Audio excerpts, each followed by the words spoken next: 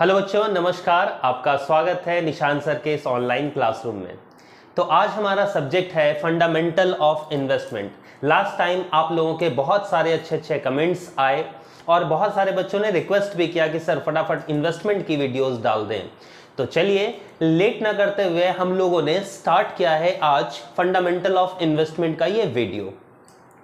तो जैसा कि आप सभी को पता है, हम लोग इसमें डिस्कस करने वाले हैं आज के सारे इंपॉर्टेंट टॉपिक्स को, जिसे आप लोग बहुत अच्छे तरीके से नोट डाउन कर लोगे, समझ लोगे और एग्जाम में उसे ओन वर्ड्स में बनाकर लिखने की कोशिश करोगे। ठीक है, तो चलिए लेट ना करते हुए स्टार्ट करते हैं आज का ये वीडियो। तो first of all we have to understand what is investment. Sir investment होती क्या है? क्योंकि हम लोग फंडामेंटल ऑफ इन्वेस्टमेंट पढ़ रहे हैं, तो इन्वेस्टमेंट में के बारे में हम लोग थोड़े बहुत जानकारी प्राप्त करते हैं। तो चलिए इन्वेस्टमेंट होता क्या है, मैं कुछ डेफिनेशंस बता दूं। Investment is an interesting activity because it is attract all those people who have capacity to save। वैसे लोगों के लिए एक ये काम है, एक एक्टिविटीज है इन्वेस्टमेंट, जिसके पास पैसा है सेव करने के लिए, जिसके पास बचे हुए पैसे हैं वही इन्वेस्ट कर सकता है। First point, these people invest in securities or in other assets such as a gold, real estate etc।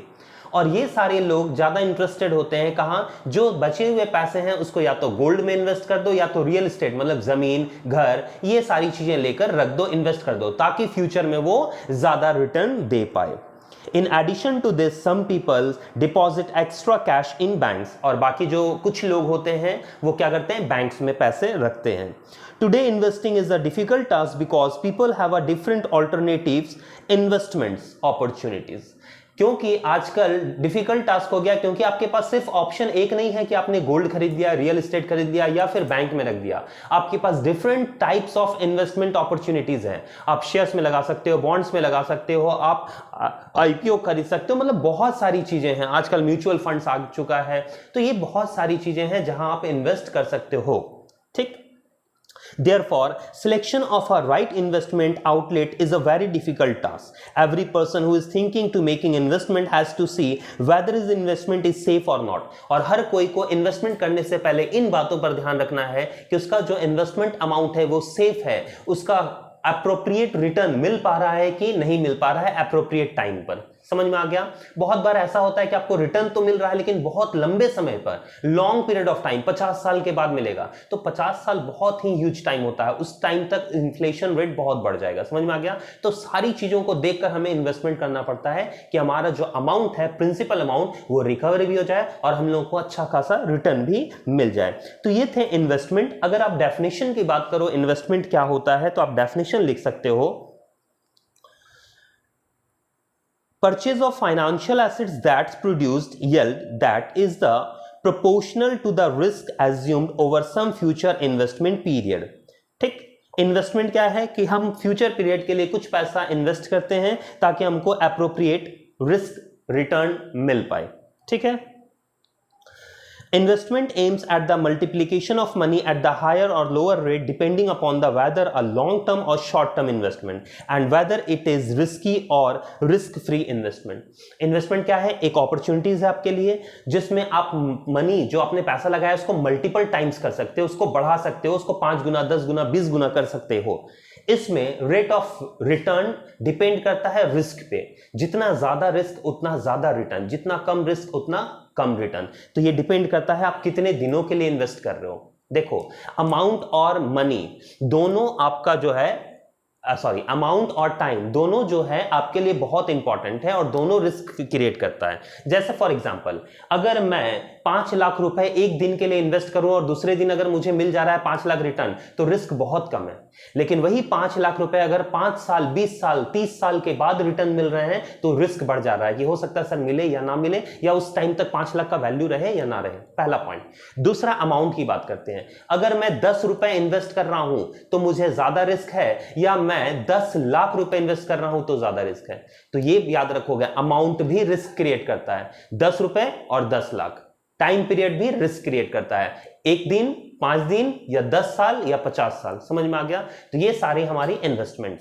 Investment करने का मेन मोटिव, मेन ऑब्जेक्टिव क्या है? तो ऑब्जेक्टिव आप नोट डाउन करोगे। पहला कहता है रेगुलर इनकम। कभी कभी जैसे मान लो कि मेरे पास पैसे जमा हो गए, मेरा बुढ़ापा आ गया है, अब मैं बुजुर्ग हो चुका हूं, अब मुझे काम करने लायक मैं नहीं बचा हूं, तो मैं क्या करूंगा, एक ऐसी जगह इन्वेस्ट करना चाहूंगा जहां मुझे रेगुलर इनकम मिलता रहे, ताकि मेरी दिनचर्या जो है, लाइवलीहुड है, वो आसान तरीके से मैं अपना एक्सपैंड कर पाऊं और जी पाऊं। समझ में आ गया? तो पहला नोट डाउन करोगे रेगुलर इनकम। दूसरा है हायर रेट ऑफ रिटर्न। दूसरा इन्वेस्टमेंट का मोटिव होता है, ऑब्जेक्टिव होता है रिटर्न। हमने जितना पैसा लगाया है उससे बहुत ज्यादा मिलना। आप हमेशा अगर जब भी इन्वेस्ट करने की कोशिश करते हो तो ये ध्यान रखते हो कि मुझे रिटर्न ज्यादा मिले। Next, minimizing the tax liability. बहुत बार इन्वेस्टमेंट किया जाता है टैक्स फ्री के लिए, क्योंकि इन्वेस्ट भी हो गया पैसा और टैक्स फ्री भी हो गया। समझ में आ गया? जैसे बहुत सारे लोग LIC कर लेते हैं ताकि टैक्स भी नहीं लगेगा और पैसा भी इंक्रीज करता चला जाएगा। नेक्स्ट कहता है लिक्विडिटी।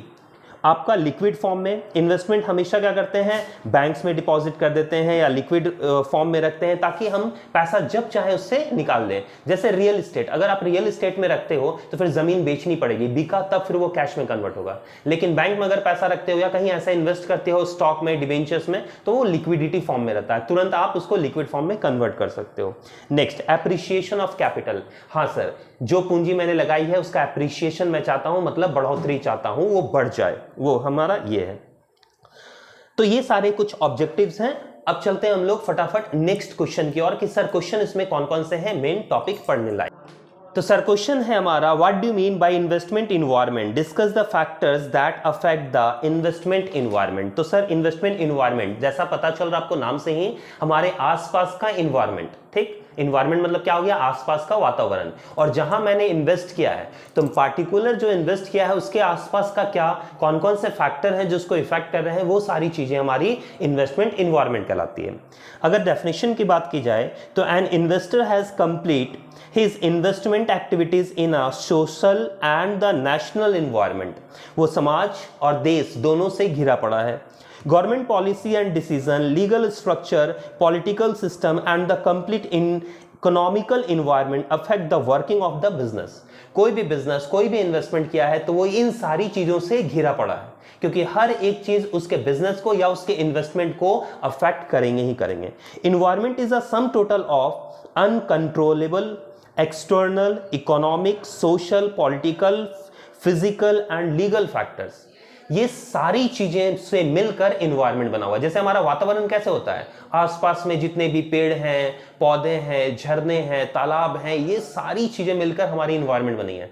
वैसे ही हमारे इन्वेस्टमेंट इन्वायरमेंट क्या है, आसपास की वो सारी चीजें जो हमारे इन्वेस्टमेंट को अफेक्ट करती है, वो इन्वायरमेंट कहलाती है। ठीक है, अब इसमें अगर हम लोग पढ़ें, बात करें कि सर कौन कौन से फैक्टर हैं जो इसको अफेक्ट करते हैं, तो फटाफट नोट डाउन करोगे factors affecting the investment environment. पहला है लीगल सेफगार्ड।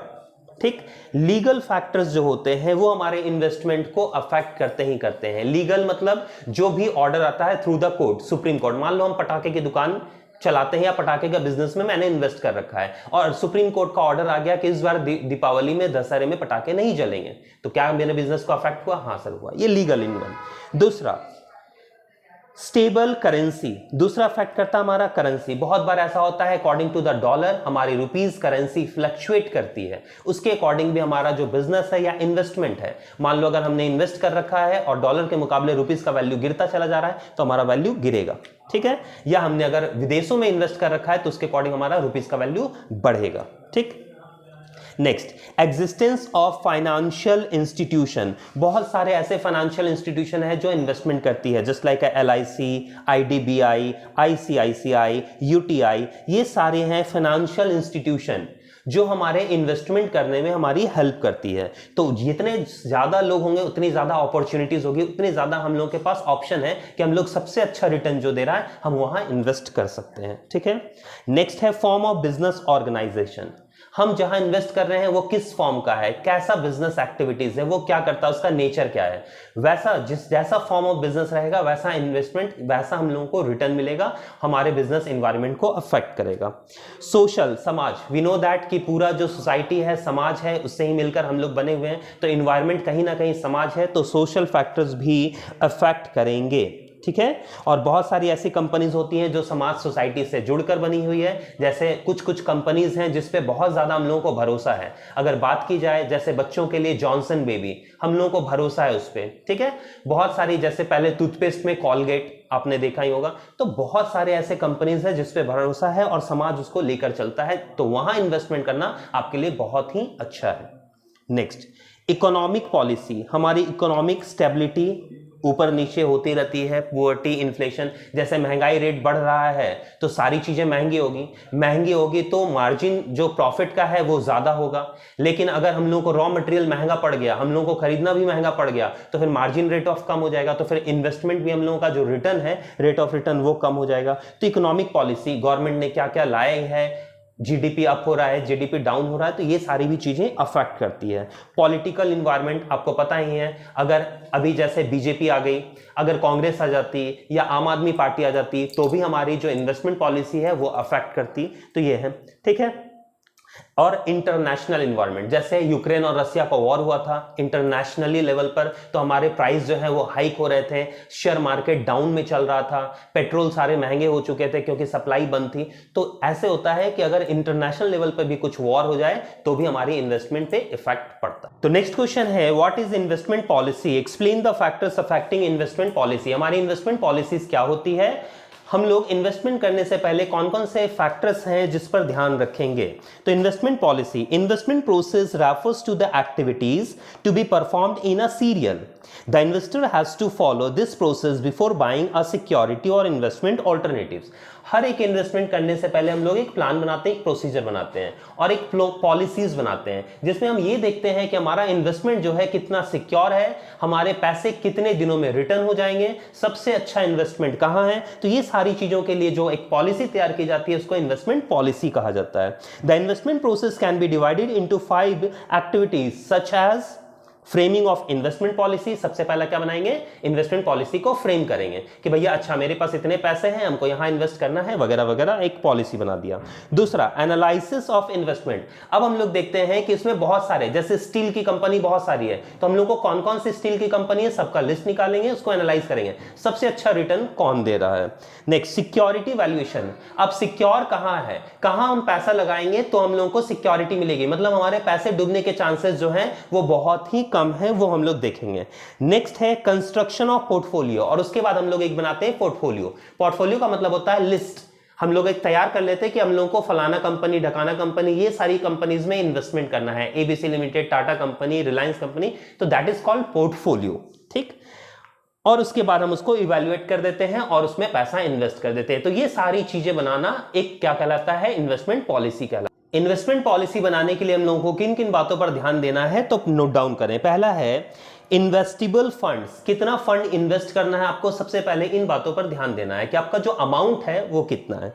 दूसरा है ऑब्जेक्टिव, उद्देश्य क्या है, आप क्या चाहते हो। जैसे मैंने भी बताया, मैं अपने बुढ़ापे को सिक्योर करना चाहता हूं तो मैं रेगुलर इनकम चाहता हूं, मतलब मुझे हर महीने पैसा मिले, ज्यादा रिटर्न मिले कम रिटर्न मिले नहीं, एक फिक्स्ड अमाउंट लमसम इतना, जिससे मैं अपने हर महीने का खर्चा निकाल पाऊं, ठीक। आपका उद्देश्य क्या है। बहुत सारे लोग चाहते हैं कि हाँ मुझे एक ही बार में बहुत ज्यादा पैसा मिल जाए, ठीक है।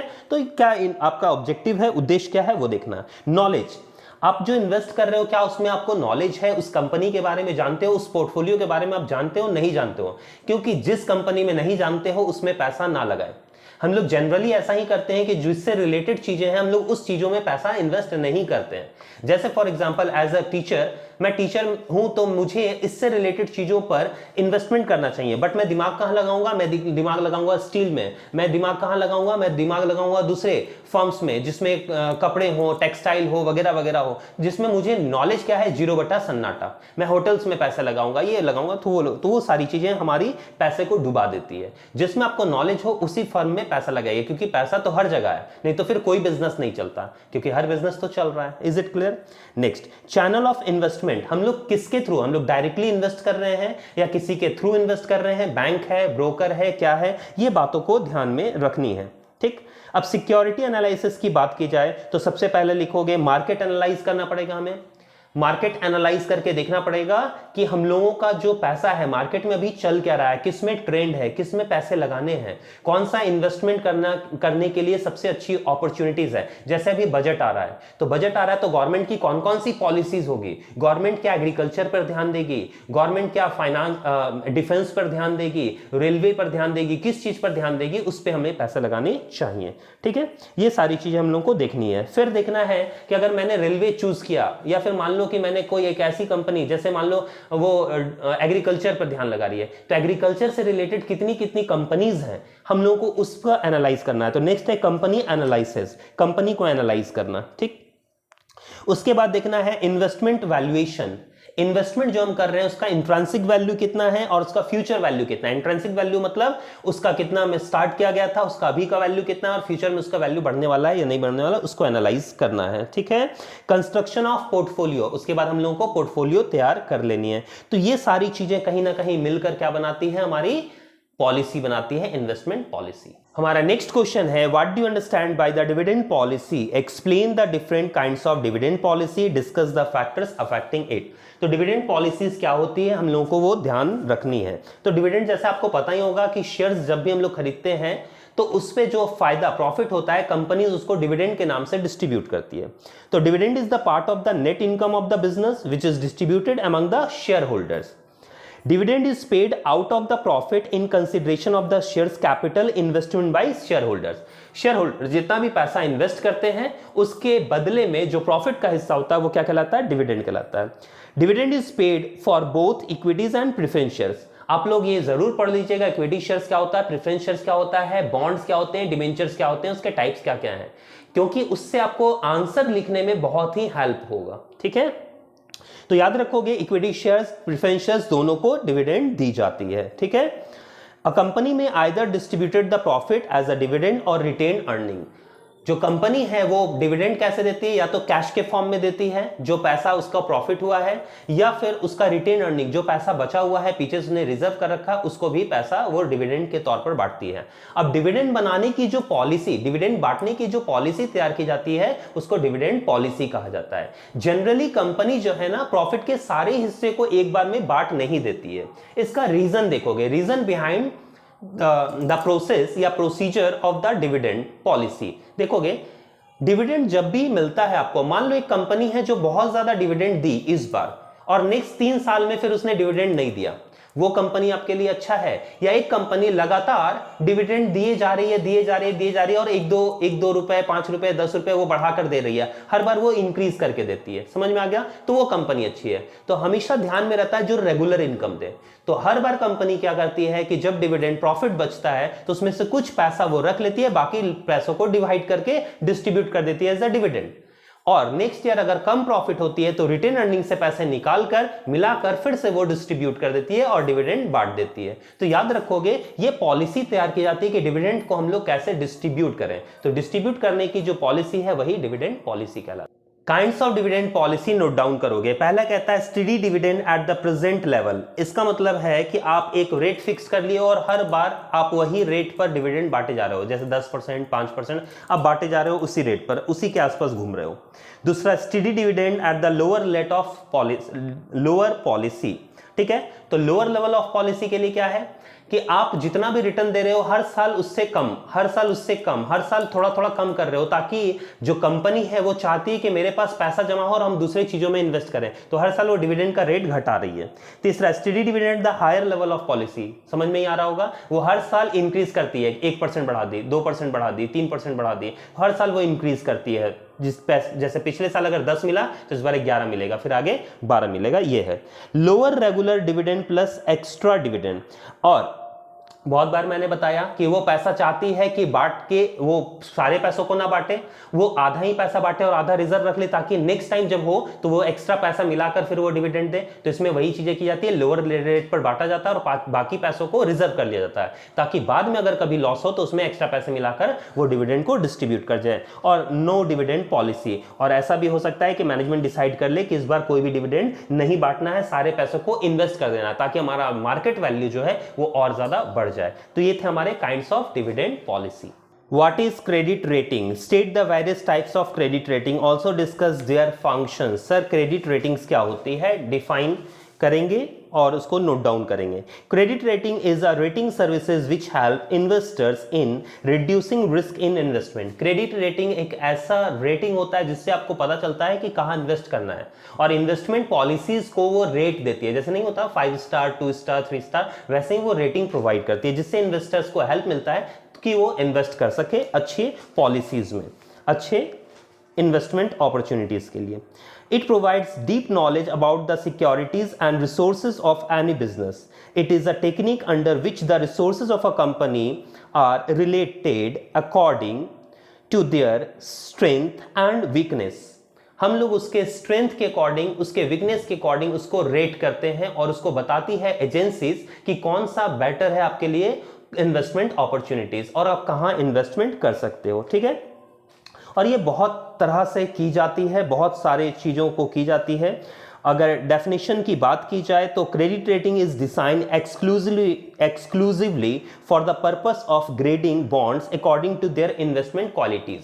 जितने भी उसके क्वालिटीज हैं, उसके फीचर्स हैं, उसके अकॉर्डिंग उसको रेट दिया जाता है. ठीक है, तो ये आपकी इन्वेस्टमेंट पॉलिसीज के लिए क्रेडिट रेटिंग हो गया. तो क्रेडिट रेटिंग समझ में आ गया. अब इसके अगर टाइप्स की बात की जाए तो ये टाइप्स आप नोट डाउन कर सकते हो. पहला है बॉन्ड रेटिंग, दूसरा है इक्विटी रेटिंग, तीसरा है कॉमर्शियल पेपर रेटिंग, चौथा है borrowers rating, banks rating, rating of states, rating of countries.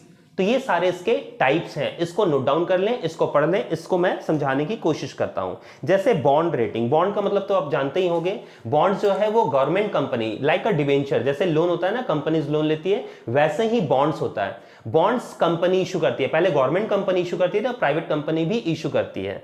तो बॉन्ड्स के लिए रेटिंग क्या क्या है, कौन से बॉन्ड्स आपके लिए अच्छे हैं, ये बॉन्ड रेटिंग है. इक्विटीज रेटिंग, कौन सी इक्विटीज में आप, क्योंकि टाइप्स ऑफ इन्वेस्टमेंट है, आप इक्विटीज में भी इन्वेस्ट कर सकते हो, प्रेफरेंस शेयर्स में भी लगा सकते हो, बॉन्ड्स में भी लगा सकते हो, डिवेंचर. तो ये सारी चीजें जो बताती है वो बताती है कि कहां कहां आप पैसा इन्वेस्ट कर सकते हो. ठीक, नेक्स्ट क्वेश्चन पढ़ लेनी है. What do mean by fund flow statement, how it is prepared. तो आप लोगों को मैंने मैनेजमेंट में लास्ट टाइम ही फंड फ्लो और कैश फ्लो बता रखा है, आप उसे पढ़ लें, डिफरेंस बिटवीन कर लें. हो सकता है कि ये क्वेश्चन आप लोगों के आ सकते हैं, फंड फ्लो स्टेटमेंट या कैश फ्लो स्टेटमेंट. ठीक, नेक्स्ट क्वेश्चन आप लोगों को पढ़ लेनी है. What is stock exchange, explain the provision regarding the stock exchange. तो सर स्टॉक एक्सचेंज क्या होता है, कुछ डेफिनेशन की बात कर ले.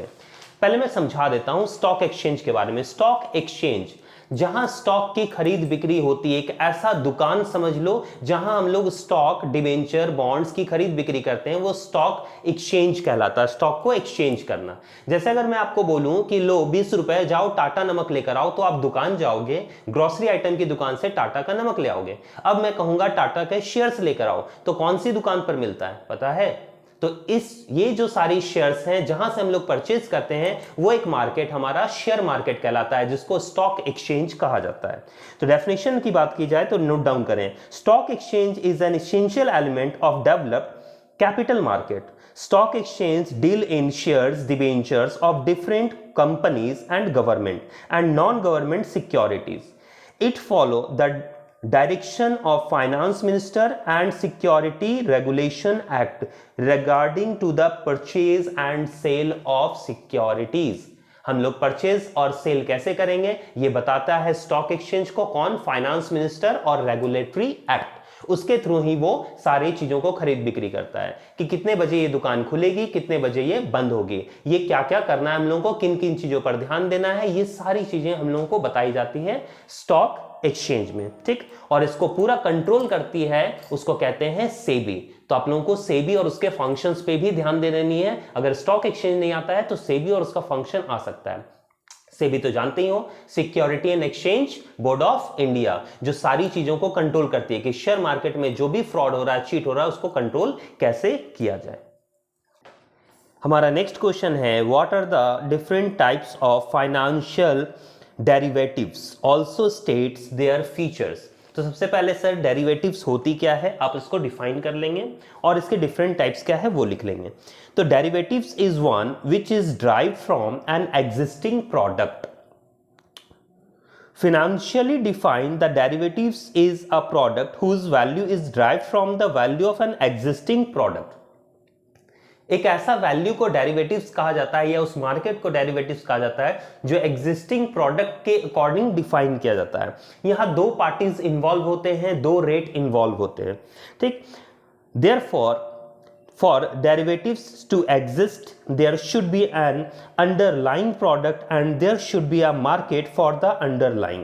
अगर इसको हम अपने ओन वर्ड्स में कहें तो डेरिवेटिव्स का मतलब समझ लीजिए, सपोज दैट मैं एक फार्मर हूं और मैंने कुछ प्रोडक्शन किया क्रॉप्स, और उस क्रॉप्स का दाम, मान लो कि मेरा प्रोडक्शन चल रहा है और उस क्रॉप्स का दाम आप लोगों ने लगा लिया कि भाई अब मान लो कि मैं दिसंबर महीने में आपसे इतना अनाज खरीदूंगा, इस रेट पर खरीदूंगा। तो जब दो लोगों के बीच किसी पार्टिकुलर प्रोडक्ट को लेकर हम लोगों का डील फाइनल हो जाए एग्जिस्टिंग रेट पर या एग्जिस्टिंग मार्केट सिचुएशन पर, तो उसको हम लोग क्या कहते हैं, डेरिवेटिव्स कहते हैं। समझ में आ गई बात? तो ये है हमारे डेरिवेटिव्स। टाइप्स ऑफ डेरिवेटिव्स की बात की जाए तो इसमें है ऑप्शन, फॉरवर्ड या फ्यूचर और स्वैप। ऑप्शन में आप लोग पढ़ लोगे कॉल ऑप्शन और put option.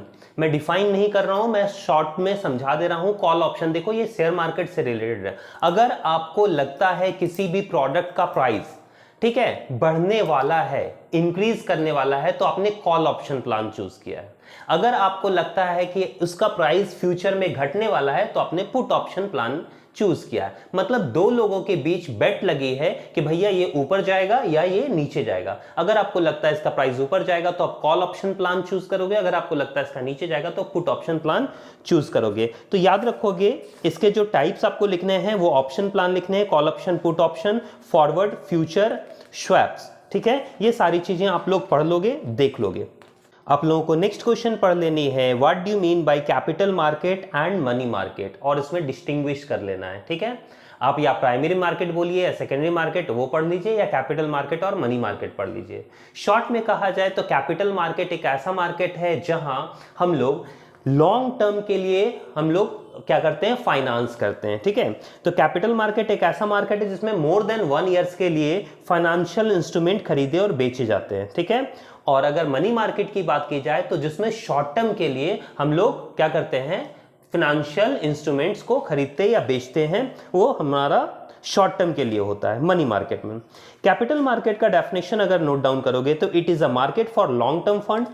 It is a form of financial, the fixed investment in contrast to money market, which is the institutional sources of working capital finance। याद रखोगे कैपिटल मार्केट में। और कैपिटल मार्केट में sir issue क्या किया जाता है, क्या क्या इसके कंटेंट्स हैं, तो याद रखोगे इसमें शेयर्स, डिवेंचर्स, बॉन्ड्स, ये सारी चीजें जो लॉन्ग टर्म के लिए होती है, ये सारे इसके इंस्ट्रूमेंट हैं, ये सारे इसमें इशू किए जाते हैं। तो आप लोग इसको जरूर पढ़ लीजिएगा कैपिटल मार्केट और मनी मार्केट के लिए। नेक्स्ट आप लोगों को पढ़ लेनी है what is beta, discuss the significance of beta. और मुझे लगता है जहां तक ये क्वेश्चन भी आ सकता है, defined portfolio analysis, distinguish between traditional and modern portfolio analysis. देखो टाइम की बहुत ही कमी है और मैंने बताया था भी लास्ट टाइम कि एक वीडियो में सारी चीजों को डिफाइन करना इट इज नॉट पॉसिबल। आप लोग बातों को समझिए। तो मैं इतना कंटेंट्स ले आता हूं कि आप लोग इसको समझ जाएं, समझकर फिर उसके जो कंटेंट्स है उसे निकालकर एग्जाम में अपने ओन वर्ड्स में आसान तरीके से लिख सकते हो। और जब आपके प्यारे प्यारे कमेंट्स आते हैं तो मुझे बहुत ही खुशी होती है कि आप लोगों का एग्जाम इतना अच्छा जा रहा है और उसमें मैं थोड़ा बहुत हेल्प कर पा रहा हूं। तो कहीं ना कहीं आप लोगों के साथ साथ मुझे भी आस रहती है कि चलो एग्जाम में कौन से क्वेश्चंस आएंगे, क्या मेरे क्वेश्चंस जो हैं वो आपको हेल्प कर पा रहे हैं या नहीं कर पा रहे हैं। और इसके लिए मैं सारे वीडियोस और सारे क्वेश्चन, इंपॉर्टेंट क्वेश्चन आप लोगों के लिए बार बार लेकर आता हूं और कहीं ना कहीं हेल्प करने की कोशिश करता हूं, ताकि आप लोग मुझे बस एक लाइन कमेंट कर दें कि सर एग्जाम बहुत अच्छा गया। ठीक है, तो सारे बच्चे एग्जाम देने के बाद जरूर एग्जाम कैसा गया इसके बारे में मुझे जरूर कमेंट करें, ताकि मुझे थोड़ा अच्छा फील हो। तो एक बार हम लोग क्वेश्चंस को रिपीट कर लेते हैं। आप लोग इसका नोट्स, अगर आपके पास बुक्स है तो नोट्स आप लोग निकाल लें, क्योंकि टाइम बहुत ही कम है। और कुछ बच्चों के सब्जेक्ट्स जो हैं इस बार फंडामेंटल ऑफ इन्वेस्टमेंट है और कुछ बच्चों के लिए फाइनेंशियल मैनेजमेंट है, तो दोनों में थोड़ा सा प्रॉब्लम क्रिएट हो गया, क्योंकि कुछ बच्चों का वो भी है, तो मुझे उसकी भी वीडियोस देखनी पड़ेगी, बनानी पड़ेगी। तो इसके लिए मैं इसको बहुत ज्यादा लंबा नहीं कर रहा हूं। आपको इतना में समझ में आ गया होगा कि फंडामेंटल ऑफ इन्वेस्टमेंट में क्या क्या पढ़नी है। एक बार मैं क्वेश्चन रिपीट कर देता हूं जो मोस्ट इंपॉर्टेंट आपको ध्यान देनी है। जैसे आपको डिविडेंड पॉलिसी जरूर देखना है, जो मैंने डिविडेंड पॉलिसीज के क्वेश्चन बताए थे, what do you understand by the dividend policy, explain the different kinds of dividend policy, discuss the function, discuss the factors affecting it, ये आपको जरूर पढ़ना है। दूसरा अगर आपको देखना है तो मैंने बताया कैपिटल मार्केट, मनी मार्केट या प्राइमरी या सेकेंडरी मार्केट आपको जरूर देखना है। उसके कंटेंट्स क्या क्या है, उसमें कौन कौन से कंटेंट्स हैं, उसके मेन एलिमेंट्स क्या क्या हैं, वो जरूर पढ़िएगा, ठीक है। उसके बाद आपको पढ़ लेना है, अगर रिस्क पढ़ना चाहते हो तो रिस्क पढ़ लीजिएगा, सिस्टमैटिक अनसिस्टमैटिक रिस्क, वो तो आपका शॉर्ट में या लॉन्ग में आ सकता है। उसके अलावा मैं बता रहा हूं आपको पढ़ना जो है वो है स्टॉक एक्सचेंज। आप स्टॉक एक्सचेंज और उसके रोल, सारे प्रोविजंस पढ़ लेंगे और सेबी जरूर पढ़ लेंगे। सेबी और उसका फंक्शन, सेबी आ सकता है आप लोगों का। मुझे लगता है जैसे मैंने भी बताया, portfolio analysis, defined portfolio analysis, distinguish between traditional and modern portfolio analysis, ये आपको पढ़ लेनी है। फंड फ्लो स्टेटमेंट मैंने बताया, बीटा मैंने बताया। तो मैंने जितने भी क्वेश्चंस बताए हैं ये आप एक बार जरूर देख लेंगे, इसमें से आने के चांसेस आपके बहुत ज्यादा हैं। आप एक बार बुक खोल लें, बुक से नोट्स निकाल लें, और अगर आपको कोई नोट्स नहीं मिलती है तो आप मुझे प्लीज कमेंट करें। मैं जितनी भी हेल्प हो सकेगी मेरे से, मैं आपको कोशिश करूंगा कि मैं आपको नोट्स भी प्रोवाइड करवा दूं, ठीक है। तो आज का वीडियो हम लोग यहीं पर समाप्त कर रहे हैं, मिलेंगे अपने नेक्स्ट वीडियो में, तब तक के लिए धन्यवाद।